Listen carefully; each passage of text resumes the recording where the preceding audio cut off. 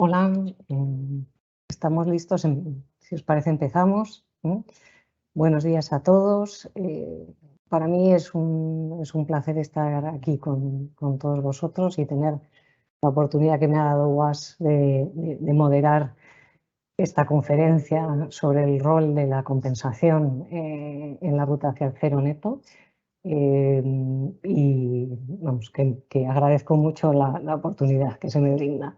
Como sabéis, UAS es una asociación sin ánimo de lucro que tiene como finalidad el elevar la sostenibilidad hacia la estrategia, al nivel estratégico de empresas y de instituciones.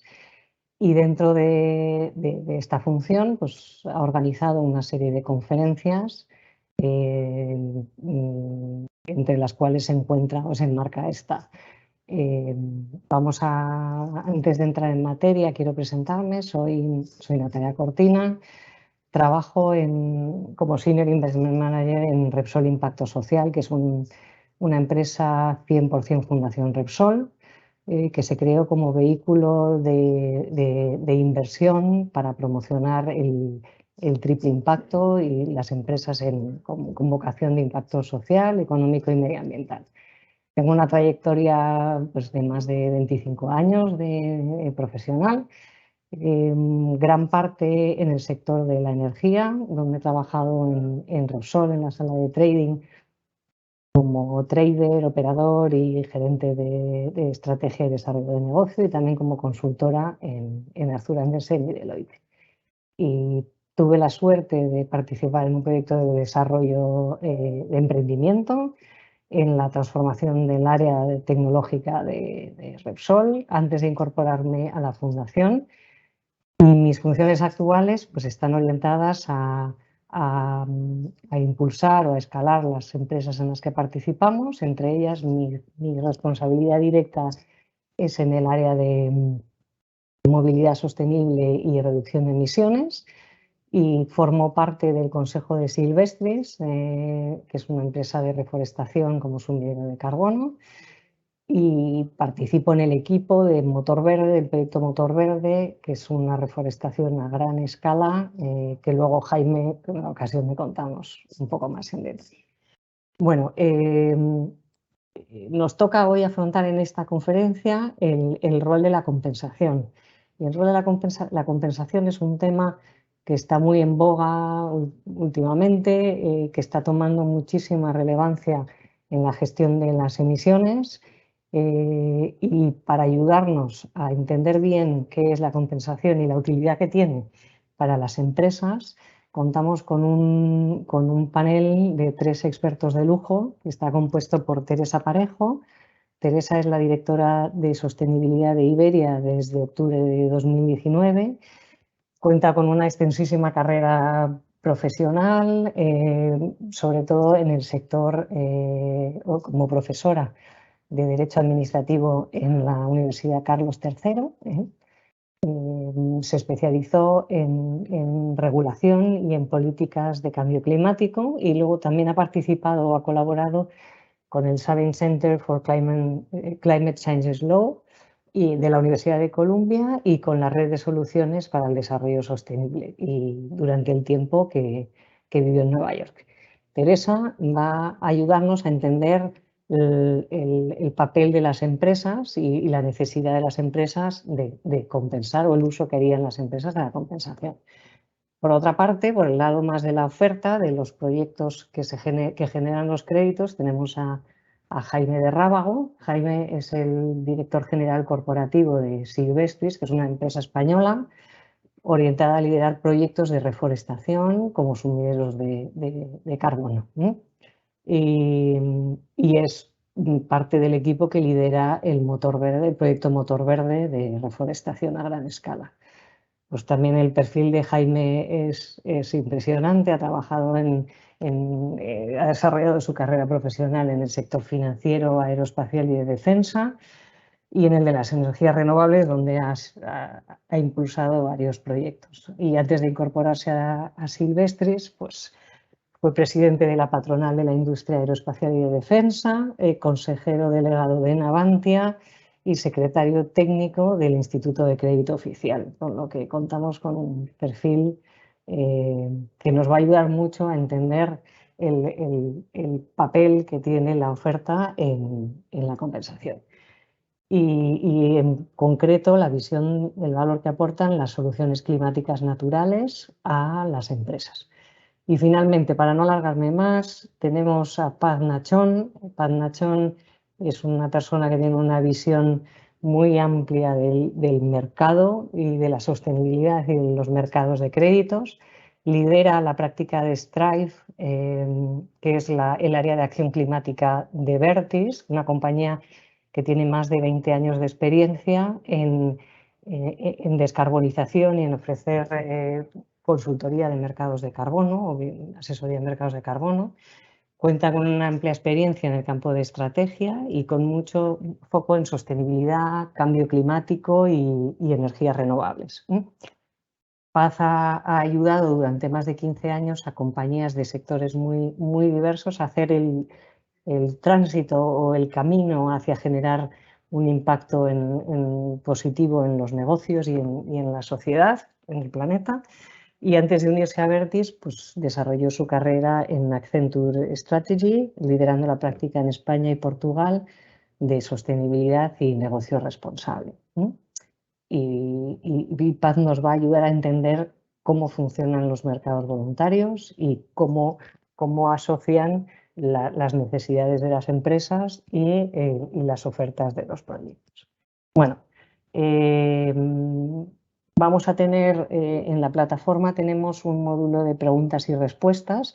Vamos a dejar un espacio al final de la conferencia para que los asistentes podáis tener la oportunidad de plantear vuestras dudas o vuestras preguntas a los ponentes. Bueno, y bueno, entrando ya en faena, ¿por qué decimos que la compensación es un tema importante, es un tema que va tomando un peso relevante en la estrategia de sostenibilidad y de descarbonización de las empresas?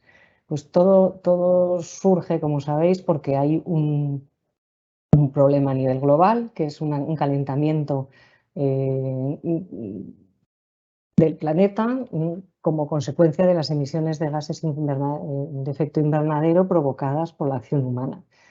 Y este calentamiento altera ecosistemas, altera la vida de gran parte de la población del mundo, ¿no? Estos impactos pues ya se vieron que esta forma de funcionar no es sostenible, y en 2015 se firmó el Acuerdo de París en el marco de la Convención de las Naciones Unidas.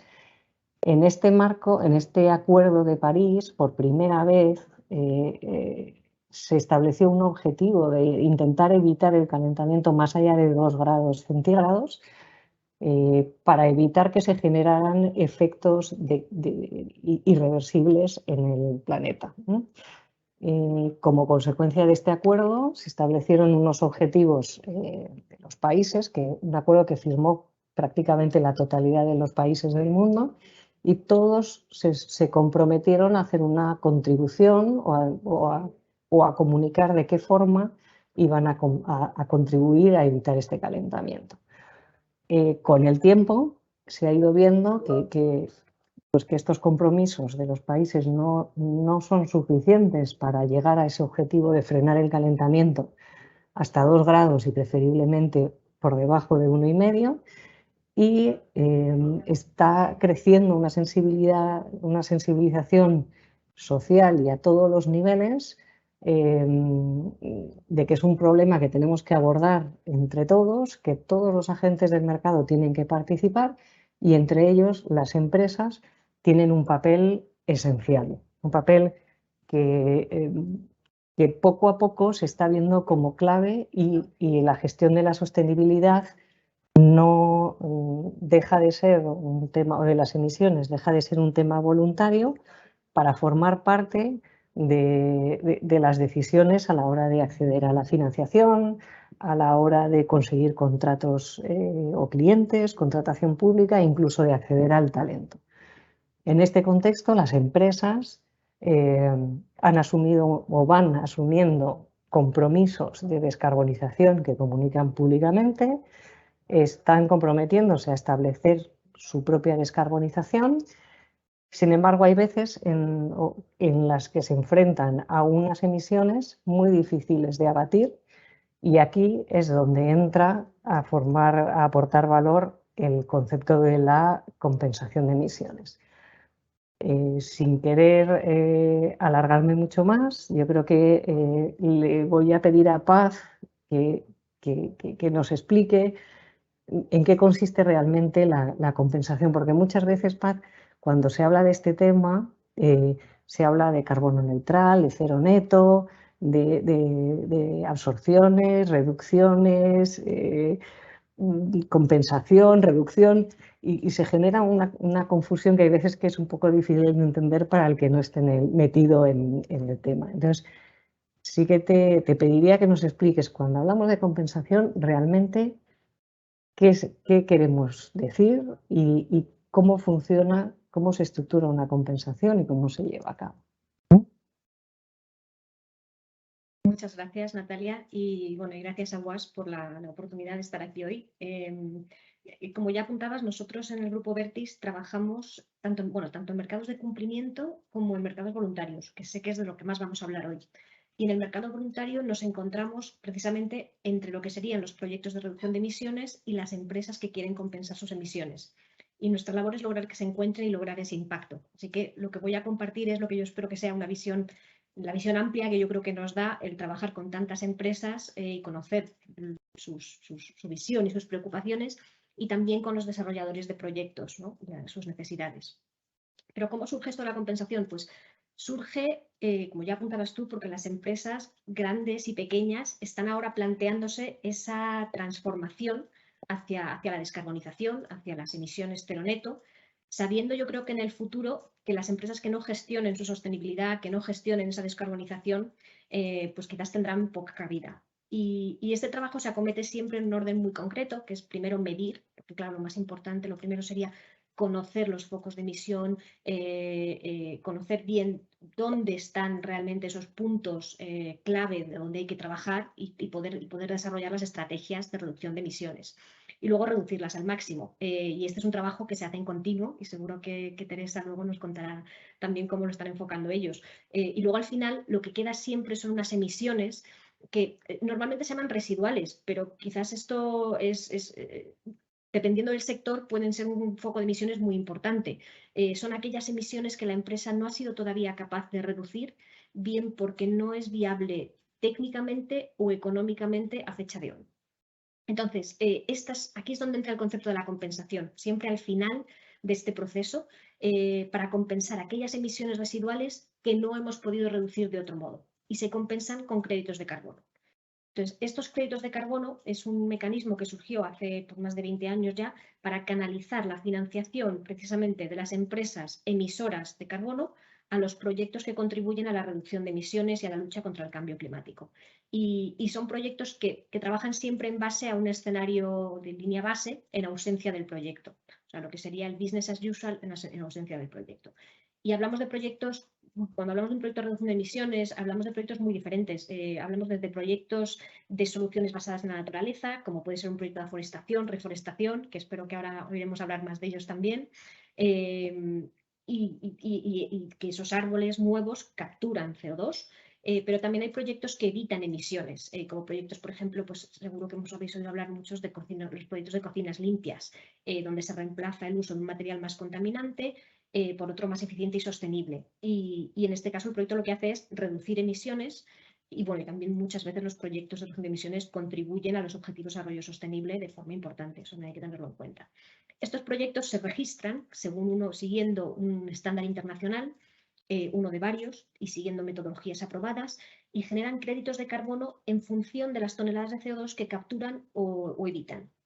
Entonces, por cada tonelada de CO2 capturada o evitada, se genera lo que sería un crédito, que a veces el crédito se llama DER, a veces se llama CER, pero es un crédito equivalente a una tonelada de CO2 comercializable en el mercado voluntario. Y estos son los créditos que usan las empresas para compensar sus emisiones, ya sea las emisiones de su huella, las que no han podido reducir, o para compensar la huella de un producto, por ejemplo, en el caso de que quieran que un producto sea carbon neutral. Y a partir de estos créditos es como aparece el mercado voluntario, porque es un mercado donde participan tanto los emisores que quieren compensar sus emisiones, los desarrollos de proyecto, también nosotros, pero también participan los estándares, los verificadores que trabajan para asegurar la credibilidad y la solidez del mecanismo. Y quizás acabo resaltando dos cosas que creo que son importantísimas para que luego no se me olviden, relacionadas con la compensación. Uno, que la compensación yo creo que las empresas cada vez la hacen mejor y la hacen con una estrategia clara. Y eso es importantísimo, compensar siempre cuando ya no se puede reducir y hacerlo con créditos que sean sólidos, créditos de proyectos de la más alta calidad. Y esto suena como una obviedad, pero es un sector en el que no es tan fácil encontrar los mejores créditos, porque existen diferentes estándares y se crean diferentes estándares casi cada semana, diferentes tipos de proyecto, surgen cosas nuevas cada día. Y entonces quizás esto es una cosa que es importante apuntar, que los créditos buenos, sólidos, siempre tienen que ser adicionales, es decir, créditos que no hubieran existido, que esa reducción de emisiones o esa captura no se hubiera generado en ausencia del proyecto, que sean medibles, y aquí entran las metodologías, el cálculo de las emisiones, efectivamente, que sean permanentes, es decir, que no haya vuelta atrás, que siempre estén verificados independientemente, y me falta una, que sean únicos y trazables, efectivamente. Que siempre tiene que haber un registro y que no puede haber duplicidad de un mismo crédito de carbono. Y lo último, el tema de los claims, que seguro que hablamos un poquito más de ello luego, pero que las empresas tienen que ser siempre muy conscientes de lo que les reporta un crédito de carbono, lo que sí pueden decir que están haciendo al compensar, lo que no pueden decir, y esa parte de la comunicación es algo que yo creo que es clave y que también hay que trabajar más. Muchas gracias, Paz. Pues muy gráfico y muy completo la explicación de las compensaciones. En el sector, en el mundo de las compensaciones hay un papel clave que es el de la demanda, ¿no? Son las empresas que tienen sus retos de gestionar la sostenibilidad y las emisiones, porque ya les afecta a su día a día, ¿no? Y entonces creo que la visión de Teresa como gerente o responsable de gestión de la sostenibilidad de una empresa como Iberia, que tiene un reto de gestión de emisiones, pues nos puede ayudar a entender, ¿no? Cuál es el reto y cómo se pueden usar las compensaciones para ayudaros a las empresas que tenéis emisiones, ¿no? Sí, eh, ¿puedo ya hablar entonces? Sí. Bueno, Sí, pues sí. muchísimas gracias. Gracias por también, como decía Paz, por la oportunidad de estar aquí hoy. La verdad que es muy interesante este tema porque es muy novedoso y está cambiando constantemente y bueno, pues hay que estar muy al día. Bueno, pues ¿cómo se utiliza este tipo de mecanismos en las aerolíneas? Bueno, pues lo primero es que las aerolíneas, hay que decir que para el sector de la aviación la descarbonización es crítica, porque además justamente ahora, creo que un poco injustamente, pero bueno, eso podemos hablar después, se ha centrado, está en el foco de la atención mediática como si fuéramos el demonio, pero realmente somos un sector de difícil descarbonización, eso es indudable, y ahí está la problemática, pero somos parte de un todo, donde todos tenemos que cambiar y todos tenemos aquí una labor importante, hasta el ciudadano de a pie tiene que participar en la descarbonización, la transición ecológica hacia una actividad económica del ser humano mucho más sostenible. Pero bueno, dicho esto, ¿cómo lo está haciendo? ¿Cuál es la preocupación en términos de sostenibilidad de las aerolíneas? Pues lo primero, lograr la descarbonización. Lo primero que hay que hacer es reducir las emisiones. Esto, nosotros ya, el sector en Europa, la aviación participa del mercado europeo de emisiones, nosotros ya pagamos por nuestras emisiones dentro del marco de la Unión Europea, pero se escapa esto los vuelos que están fuera de la Unión Europea. Y ahí es donde la parte de la compensación puede ser o es una de las herramientas que tenemos que utilizar. Todo este proceso, ¿cómo se realiza? Primero, como digo, la descarbonización. El grupo IAG, al que pertenece Iberia, se ha comprometido alineándose con el mejor estado de la ciencia, los tratados internacionales, a lograr las emisiones netas cero, y ahí está la clave donde también el mecanismo de la compensación es muy importante, en el año 2050. Esto es difícil en la aviación porque actualmente no existe la tecnología que permita la electrificación de la aviación y, por tanto, que ésta se base en energías renovables. Pero eso no significa que no sea posible y hay mecanismos para eso, renovando la flota, que es muchísimo más eficiente cada vez que se cambia una nave por otra, aeronave por otra. Además, operaciones eficientes, reduciendo el peso, haciendo descensos continuados, aproximaciones también o rodamiento por la pista con un único motor, una serie de cosas que reducen mucho las emisiones también de los vuelos o de la operativa, digamos, y luego la utilización de combustibles sostenibles de aviación. Eso es la descarbonización. Luego también puede haber tecnologías de captura y almacenamiento de carbono, pero digamos que siempre hay una parte que debe utilizar la compensación de emisiones. Bueno, pues ahí es donde nosotros justamente utilizamos este sistema y vamos a utilizarlo tanto para ofrecerlo a nuestros clientes, para que ellos también puedan compensar las emisiones de sus vuelos, porque esto, como digo, es algo de todos, pero también nosotros en el mercado CORSIA, que es un mercado que se está generando, que ya se ha creado del sector de la aviación, también se utilizan la compensación de las emisiones.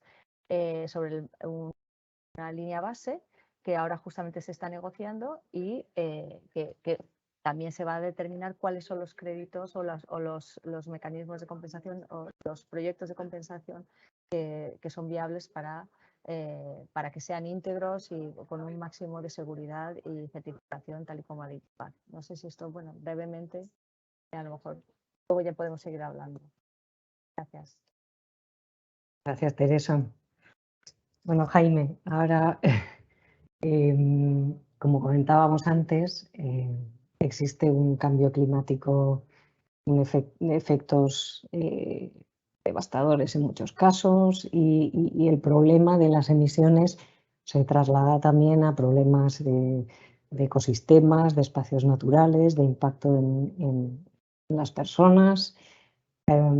Aquí las soluciones climáticas naturales, que son una fuente de créditos de compensación, como comentaba Paz antes, juegan un papel importante tanto en la parte de absorción de emisiones como en solventar un poco estos efectos adicionales, ¿no?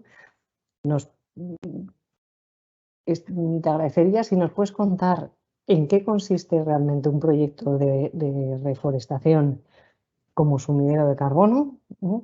Y cuál es el valor que aporta a las empresas a la hora de decidir sus estrategias de descarbonización y de sostenibilidad, ¿no? Muy bien, pues lo primero de todo, muchísimas gracias por dar la oportunidad a Silvestris de participar de este foro y de esta interesante charla que efectivamente pues, pone en el foco algo que estamos convencidos en Silvestris y en otros ámbitos en los que trabajamos día a día, que va a ser una preocupación diaria en muchas empresas que hoy ni siquiera se lo están planteando. A ver, por centrar el tiro, mientras no se demuestre lo contrario, y como tantas cosas en la naturaleza, la máquina más perfecta de eliminación carbono de la atmósfera es una máquina natural, que es el árbol.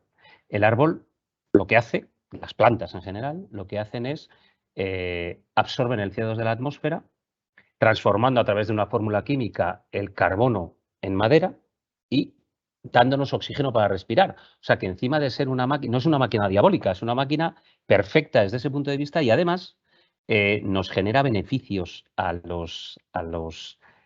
población mundial, porque realmente hace de este mundo un mundo más vivible. Entonces, un proyecto de absorción basado en reforestación consiste en repoblar, reforestar, replantar una área geográfica, un monte, unas determinadas hectáreas, para destinarlas con esa adicionalidad que contaba Paz para destinarlas a sumideros de carbono. Es decir, con una actividad que no se puede hacer otra cosa más que repoblar. Es decir, que el uso alternativo de ese monte, un uso forestal o un uso agropecuario, no es posible, sino que realmente no se puede hacer más que otra cosa que reforestarlo y destinarlo a sumidero de carbono. Los beneficios son claros y yo siempre los estructuro en tres. Es un beneficio medioambiental, como he descrito anteriormente, pero también es un beneficio social y un beneficio económico. Beneficio social porque nosotros trabajamos en la España vaciada. El proyecto Motor Verde, que ha citado Natalia en la introducción, un motor de replantar más de 75.000 hectáreas en los próximos años. Es una iniciativa conjunta de Fundación Repsol a través de Repsol Impacto Social y de Silvestris.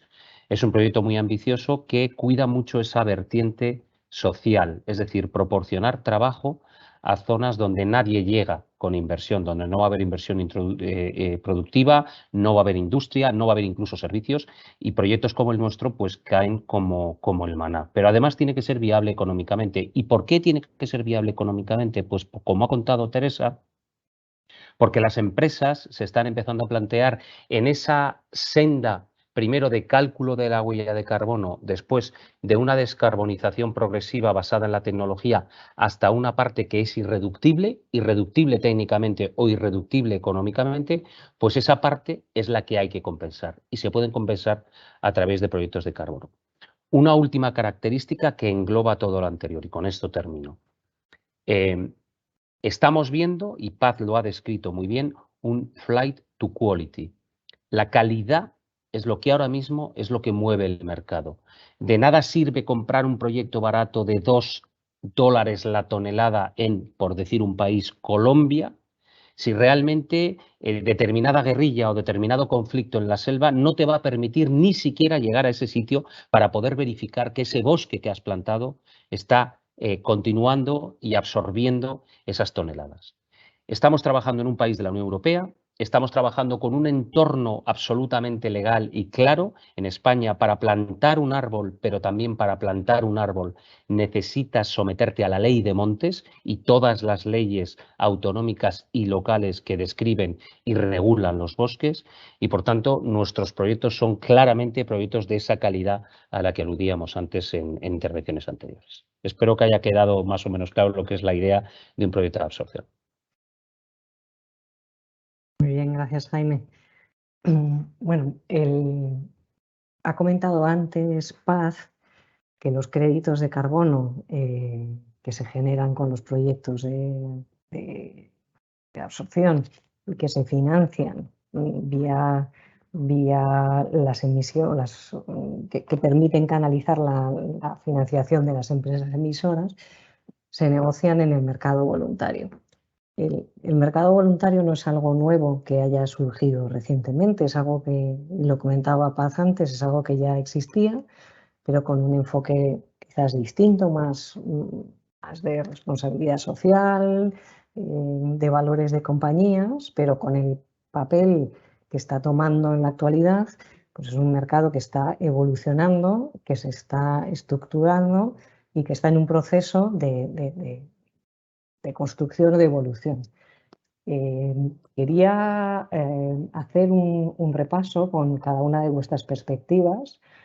Por una parte, ver en qué estado estamos desde la perspectiva de la demanda, oferta y mercado actualmente, qué tendencias veis a futuro y también cuáles son los grandes retos o barreras o dificultades o desarrollos pendientes que hay que hacer desde cada una de vuestras perspectivas. Si queréis empezamos con Paz, que tienes la visión de mercado, y luego pasamos a Jaime y a Teresa. ¿De acuerdo? Natalia. A ver, bueno, tengo suerte de ir la primera, yo creo, ¿no? A ver, yo destacaría igual 3 tendencias. O sea, la que creo que es la más importante, ya la apuntaba Jaime ahora, es el tema de la calidad y la integridad del mercado. O sea, para mí esa es una tendencia clave, la tendencia clave. O sea, se van a priorizar, yo creo, todas aquellas iniciativas que den mayor integridad, mayor transparencia al mercado. Y creo que eso es lo que realmente es lo que nos va a permitir escalar el impacto. O Creo que esa va a ser la clave.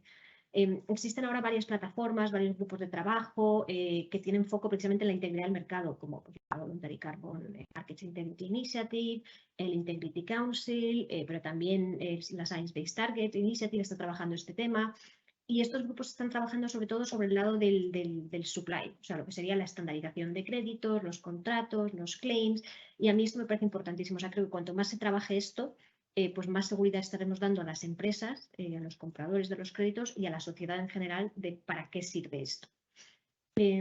Segunda tendencia, creo que hay una tendencia hacia los carbon removals, o sea, los créditos de carbono que capturan CO2 de la atmósfera, porque ya sean proyectos de soluciones basadas en la naturaleza, como comentaba ahora Silvestris, o proyectos tecnológicos de captura y almacenamiento de carbono, o DAC, pero proyectos que no solamente reduzcan o eviten CO2, sino que capturen.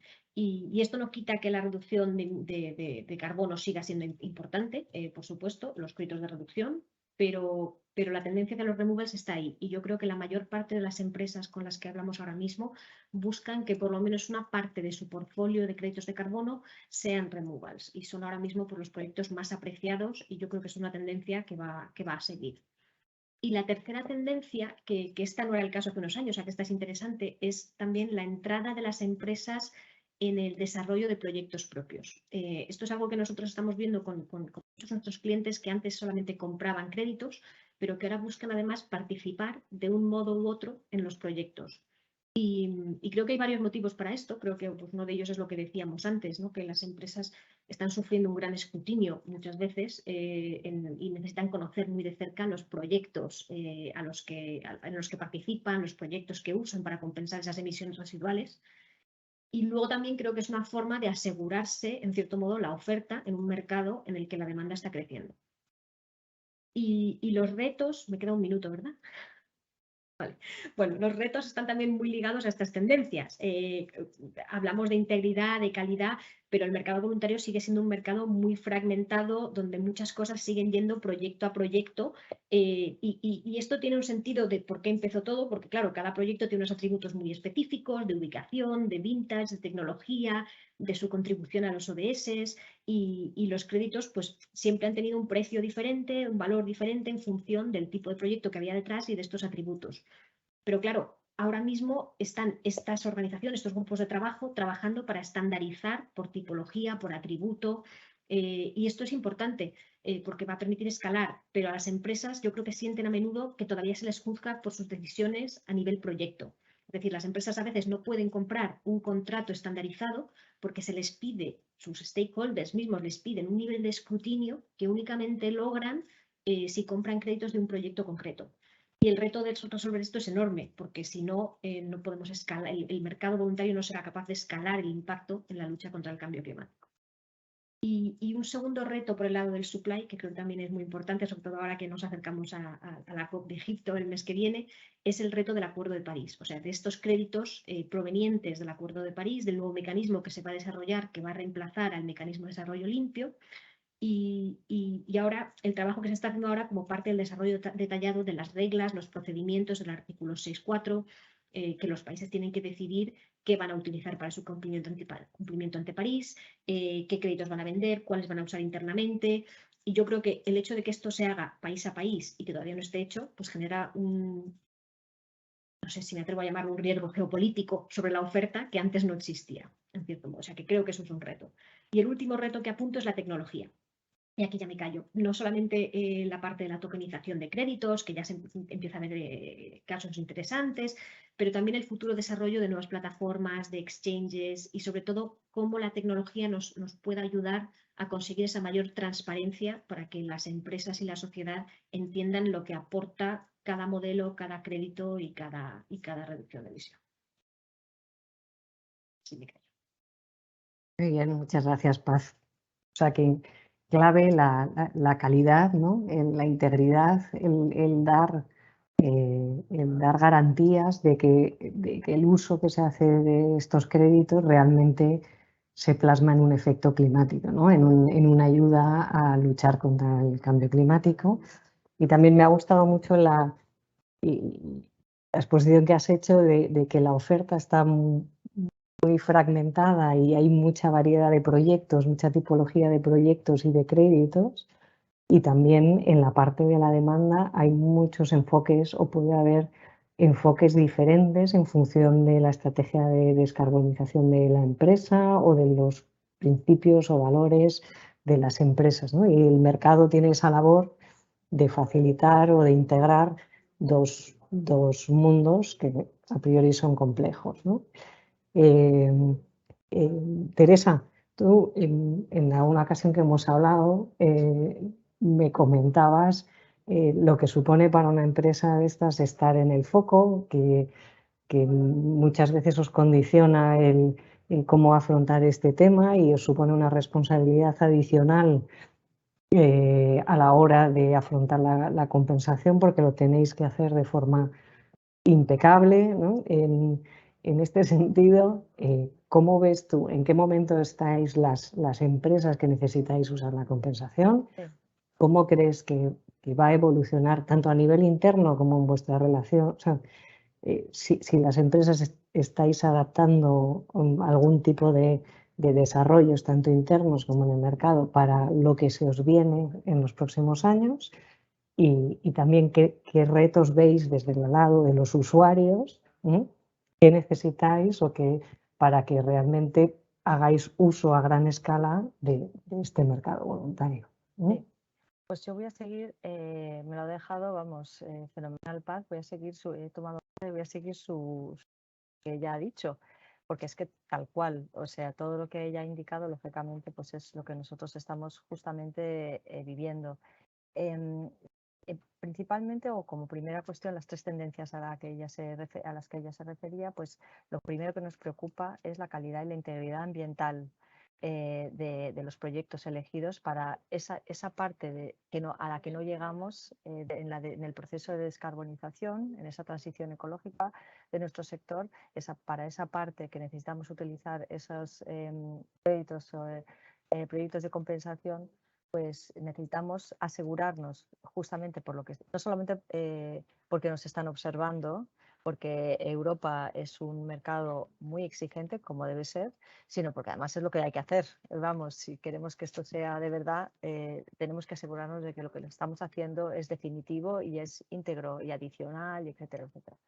Bueno, pues nosotros en este sentido justamente lanzamos un programa de compensación de emisiones para nuestros clientes corporativos con una calculadora propia de carbono que es muy interesante porque mide exactamente, no en general, porque hay muchas calculadoras por ahí, incluso el mundo de la aviación tiene una del propio sector, pero la nuestra se ajusta por el tipo de avión, por la ruta, las condiciones meteorológicas típicas de la ruta en la que se vuela, la cabina, el tipo de asiento, si es business o turista, y todo eso con una calculadora, pues a los clientes corporativos les ofrecemos su huella anual o mensual, según ellos quieran. Se monitoriza, se da la información y se da la opción de compensar sus emisiones con dos proyectos. Y voy a lo que quería decir. Dos proyectos de gestión de bosques, uno gestión de bosques en Perú y en Guatemala, en la costa de Guatemala. Y justamente recuerdo que para llegar a eso queríamos estos proyectos porque tienen mucho que ver con el propósito de Iberia y nuestro vínculo con Latinoamérica, pero hasta que llegamos a elegir esos dos proyectos, pues fue tremendo y se hizo, no sé, se aseguró que la certificación era máxima y además se hizo luego un proyecto de due diligence además adicional a esto y había ciertos temores de si la elección era la correcta y el control que teníamos que tener sobre esos proyectos. Y eso como primera cuestión en las tendencias. Pero bueno, finalmente estos fueron los elegidos y por ahora pues están funcionando. Eso no significa que no tengamos que buscar otros nuevos, pero hemos comenzado por eso. También estamos buscando nuevas tecnologías como la captura y almacenamiento de carbono, que además en nuestro caso es especialmente interesante porque la tecnología puede permitir incluso que de la captura de carbono podamos generar SAF, producir nuevo combustible sostenible de aviación. Entonces, eso es como doblemente parte de la economía circular también, ¿no?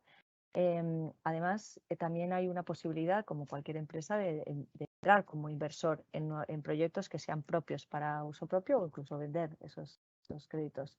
Y respecto a los retos, pues los que ha indicado Paz son los que nosotros estamos precisamente encontrándonos, ¿no? Pues además de la necesidad de esa garantía de la certificación que garantice lo que realmente es, con absoluta credibilidad, la fragmentación de la estandarización que dificulta ese trabajo, por tanto la dificultad de elegir los proyectos adecuados, porque uno se encuentra solo en un mar de información poco estructurada, y estamos ansiosos de que la regulación salga adelante, el artículo 6.4, y también que la tecnología nos ayude a través quizás de blockchain o de otras tecnologías que nos permitan que la información sea veraz y que no genere ningún problema.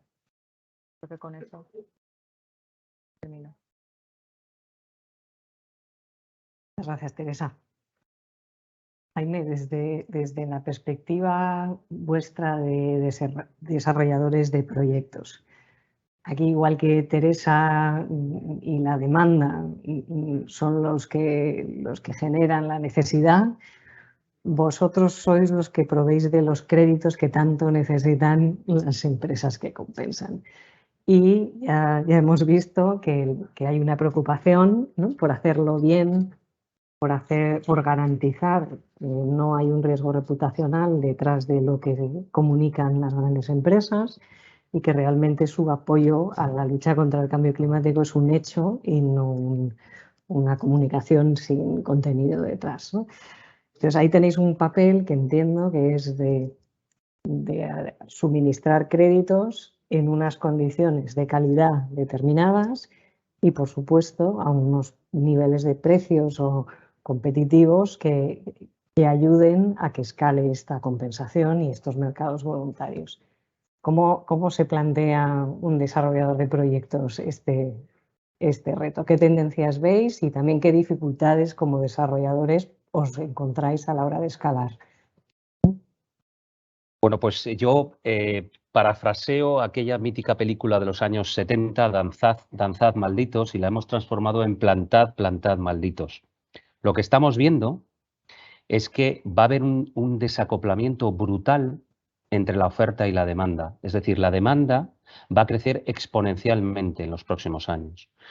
No lo decimos nosotros, que seríamos parte interesada, sino hay estudios publicados por Boston Consulting Group o por McKinsey que estiman que la demanda en los años venideros, 2030, 2040, 2050, y si se van adelantando los objetivos de Net Zero, se va a adelantar, va a ser brutal. Es decir, yo siempre he dicho que quien hubiera tenido una varita mágica hubiera empezado a plantar hace 15 años para destinar proyectos a proyectos de absorción. Pero es verdad que hace 15 años no teníamos ni siquiera la Oficina Española de Cambio Climático en marcha. La Oficina Española de Cambio Climático se puso en marcha hace 9 años.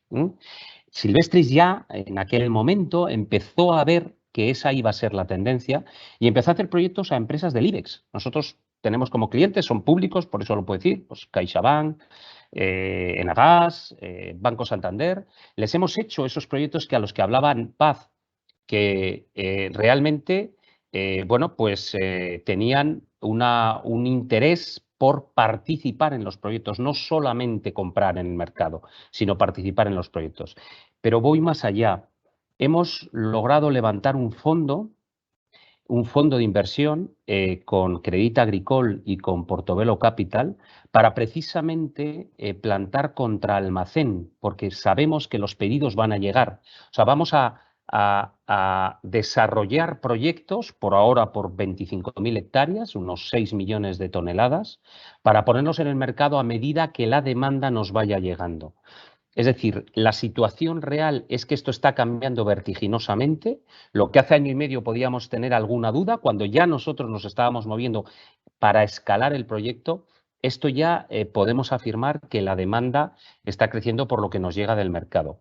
Pero además la tendencia claramente lo ha descrito tanto Teresa como Paz, lo han descrito muy bien.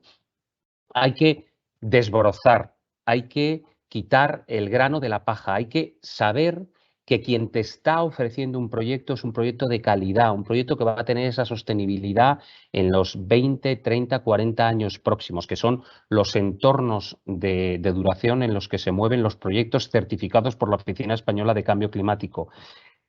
Esa es una garantía, es decir, nosotros nuestros proyectos los llevamos, en cuanto los terminamos de plantar, los llevamos a la Oficina Española y los certificamos, los registramos. Entonces, un comprador de nuestros proyectos enteros, no de las toneladas, sino de los proyectos que van a generar en los próximos años esas toneladas, tiene la garantía de que ese proyecto está avisado por la Oficina Española. Y eso es fundamental. Y, por tanto, la situación y el reto ahora mismo es cómo escalar. Como comprenderéis, cuando hemos ido a contar esto a las distintas comunidades autónomas, ya sabéis que esta España nuestra es una España que no es una España, son muchas Españas, pero bueno, lidiamos con eso. Cuando llegamos a una consellería o a una consejería de medio ambiente o de sostenibilidad, cada una tiene su propio nombre, pues algunas veces no entienden todavía, ya muchas están centrando el tiro, pero no entienden realmente en qué estamos metidos. Estamos actuando en montes de utilidad pública, estamos actuando en montes privados, de grandes terratenientes adscritos a, pues por ejemplo, se me ocurre la Fundación de Amigos del Águila Imperial, que son grandes terratenientes desde la duquesa de Alba, el duque de Alba para abajo. Tenemos muchos puntos de actuación en todo el territorio nacional. Muchas veces hay empresas que nos piden actuaciones en el terruño, es decir, donde tienen una fábrica determinada, donde ya están actuando para reducir la huella de carbono, pero además quieren hacer una actuación complementaria, donde les llevamos a hacer voluntariado. No os podéis imaginar la cantidad de proyectos y de jornadas en sábados y en viernes, que es cuando se suelen hacer. Llevamos a muchos empleados de muchas multinacionales a plantar, a llevarlos incluso con sus hijos, con las familias, para que planten. Todo eso es la realidad que estamos viendo ahora. Escalar esto a gran escala es un gran reto. Es un gran reto en términos de materiales, es un gran reto en términos de disponibilidad de la planta. Estamos hablando con los mayores viveros forestales de España para que nos puedan servir, porque eso puede ser un cuello de botella en el futuro. Es decir, se está creando una tendencia que tendremos que atender. Mi impresión es que no podremos atender a todos porque la demanda va a ser espectacular y el crecimiento de la misma, la curva de crecimiento de esa demanda va a ser muy grande. Bueno, ahí estaremos. En España hay 8 millones de hectáreas reforestables. Nosotros vamos a atender a 25.000, probablemente se puedan hacer mucho más, pero será una cuestión de cómo gestionar ese volumen.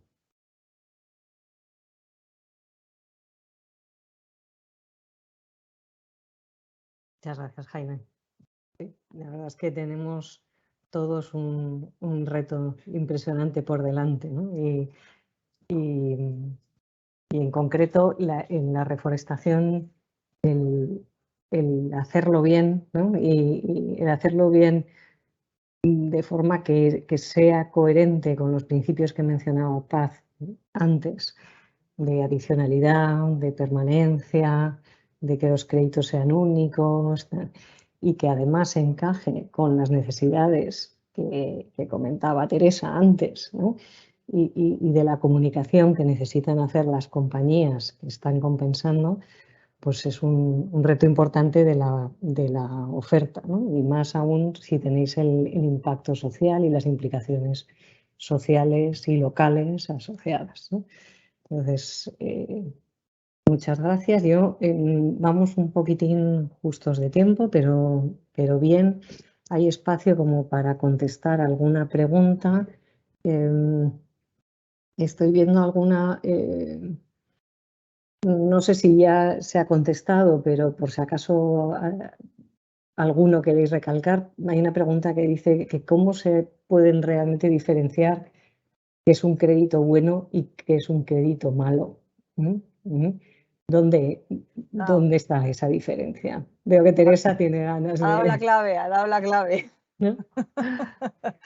No, bueno, pues justamente ese es el reto. Pues con las certificaciones, hay empresas que certifican que es pues la veracidad y adicionalidad de esos créditos, la integridad de esos integridad ambiental de esos créditos o esos proyectos. Justamente es por ahora el mecanismo, salvo que Paz diga otra cosa, pero las empresas en sí mismas no pueden ir allí a ver si esto está bien o mal, sino que tienen que ser terceros los que lo hagan. Paz, ¿tú tienes algo que decir?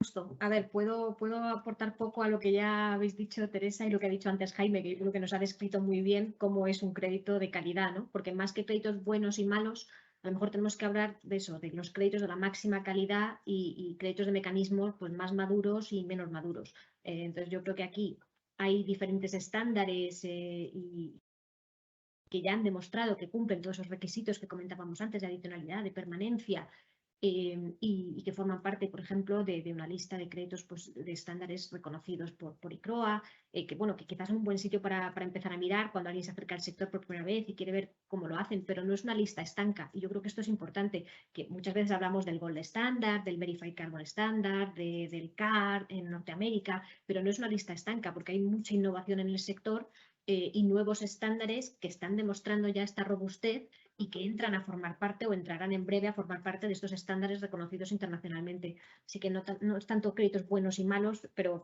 sí de créditos que sí de asegurar el impacto y la calidad, ¿no? Como decíais antes, Jaime y Teresa. Yo por aportar, también hay un tema muy, muy importante y es que hay gente que nos ha preguntado, oye, ¿y por qué no os dedicáis a plantar 15.000 hectáreas de eucalipto, por ejemplo, en una zona? No, esto no va de plantar, de maximizar la productividad, no. Esto va de el conjunto del crédito tiene que ser un conjunto de calidad que tiene distintas puntuaciones. Un tema fundamental no solo es el aspecto social, no solo es el aspecto económico, sino fundamentalmente el aspecto medioambiental. Nosotros hemos llegado a poner en un bosque, en una plantación, hasta 18 especies distintas, porque era lo que había antes de un incendio o de una degradación por uso, por mal uso.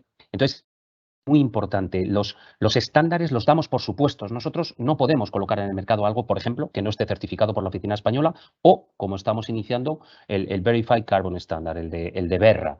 Podría ser el Gold Standard o incluso en la Organización Mundial de la Vida Silvestre, World Wildlife Fund o Greenpeace, por deciros otras organizaciones. Es decir, eso como al soldado el valor se va a suponer. O sea, esto es imposible que nadie venda créditos en el mercado que no estén de alguna forma certificados o verificados, porque eso en el mundo al que nos dirigimos, eso será imposible de vender.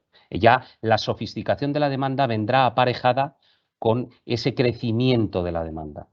Y yo lo que siempre digo es lo mismo. Nosotros, al principio, os comentaba que desde hace 8 años hemos plantado para muchas empresas del IBEX. Y siempre eran plantaciones, como digo yo, de PowerPoint.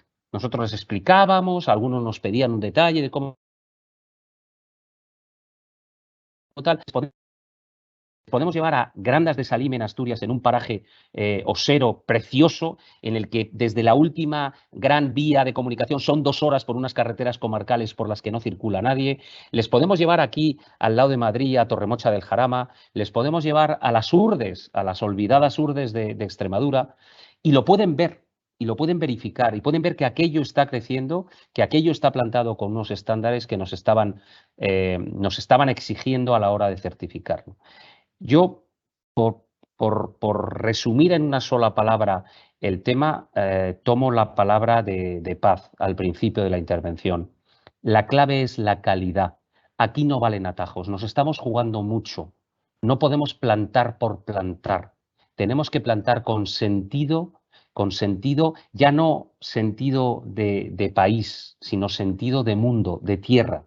Nos estamos jugando mucho en el envite y tenemos que hacer las cosas bien. Y por eso es fundamental que cuando nos aproximamos o alguien se aproxima a nosotros, puedan transparentemente verificar que aquello que estamos ofreciendo es la realidad. Porque de otra forma estaremos haciendo las cosas mal. Ya hemos hecho mal las cosas con el mundo del carbono, con los combustibles fósiles. Ahora que estamos girando hacia una sostenibilidad medioambiental, lo hagamos también. Yo aquí añado un una visión adicional, y es que además de lo que están haciendo tanto la oferta, la demanda como el mercado, dentro de los propios desarrollos que está haciendo el mercado está el incluir esos desarrollos tecnológicos que comentaba Paz antes. La tecnología en cuanto a mecanismos de mercado, pero también la tecnología en la supervisión, seguimiento y monitorización de los proyectos, de forma que sea mucho más trazable la información y la garantía de realmente qué hay detrás de cada uno de los créditos que se está comprando. Y nos estamos quedando sin tiempo. Sé que hay alguna pregunta más. No sé si nos da tiempo a una más antes del cierre. Hay una, Jaime, que va muy orientada a la reforestación y preguntan si puede ser un arma de doble filo a futuro con los grandes incendios que están viendo en los últimos años. Bueno, vamos a ver, hay estadísticas claras en el MITECO, las tenemos aquí en España, de los incendios, y efectivamente lo que nos estamos encontrando, no más incendios, pero sí más destructivos. ¿Por qué?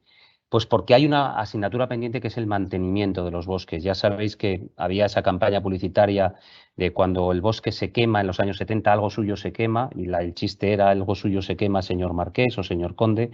No, ahora algo suyo se quema para todos. Y efectivamente hay que seguir en esa senda. El cambio climático está afectando en muchos entornos. En el entorno de los animales, el San Blas, la cigüeña verás, ya no, porque las cigüeñas se están quedando en España, ya no bajan, algunas sí, pero otras no. Las especies arbóreas están empezando a desarrollarse cada vez más altas, las que necesitan frío, porque el clima está cambiando y no se desarrollan bien en las altitudes en las que antes se desarrollaban. Entonces, la lucha contra los incendios se tiene que hacer en dos frentes. Por supuesto, tenemos que seguir plantando, tenemos que seguir reforestando de forma ordenada, pero tenemos que gestionar los bosques. Significa las podas, las limpias que hay que hacer en invierno para apagar esos fuegos de verano, para que no se lleguen a producir. Por tanto, no es una cosa excluyente, sino al revés, complementaria. Muy bien, pues muchas gracias. Yo creo que haciendo un poco de resumen de todo lo que ha salido en la sesión de hoy y que se nos queda corta, porque yo creo que podríamos estar hablando mucho tiempo más y todos nos quedamos con ganas de hacer alguna pregunta o de comentar más detalle, pero yo creo que los mensajes principales son que, pues que hay un problema de emisiones serio y de cambio climático para el cual la compensación es una herramienta muy útil que va a ir tomando cada vez más peso como herramienta complementaria a la descarbonización de las empresas. Las empresas emisoras están utilizando la compensación o pasando la compensación dentro de las empresas, pasa de ser un tema de responsabilidad social a ser una necesidad y a ser un tema dentro de la estrategia de sostenibilidad clave para la competitividad y la sostenibilidad a largo plazo del negocio, pero que en ningún caso la compensación sustituye a los esfuerzos de reducir emisiones.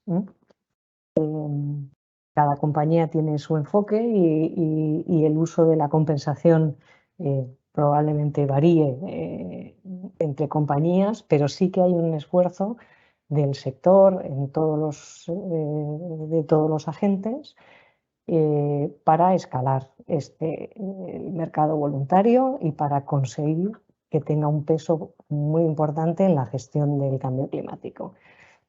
Cabe esperar como tendencias que se desarrollen los volúmenes, más proyectos, los precios, y creo que un tema recurrente ha sido la calidad, la integridad, el hacer las cosas bien, ¿no?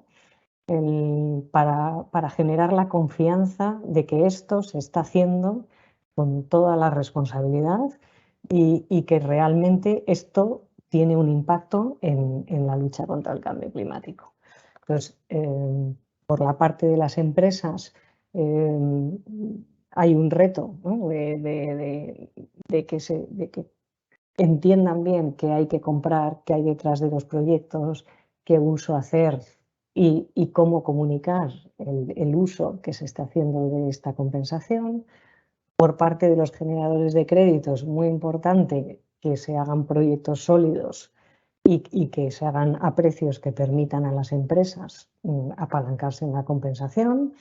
Y luego por parte del mercado, pues lo que comentaban en general todos y en especial Paz, pues hace falta estandarizar, hace falta simplificar, facilitar la transparencia y generar los mecanismos que canalicen, permitan canalizar la financiación de las empresas que emiten a los proyectos que luchan contra el cambio climático a través de la compensación, es decir, de la compra de créditos de carbono en el mercado voluntario. Y con esto yo creo que podemos dar por terminada la sesión. Yo os agradezco mucho a los ponentes que hayáis contribuido con vuestra experiencia y vuestra visión. Ojalá tuviéramos más tiempo.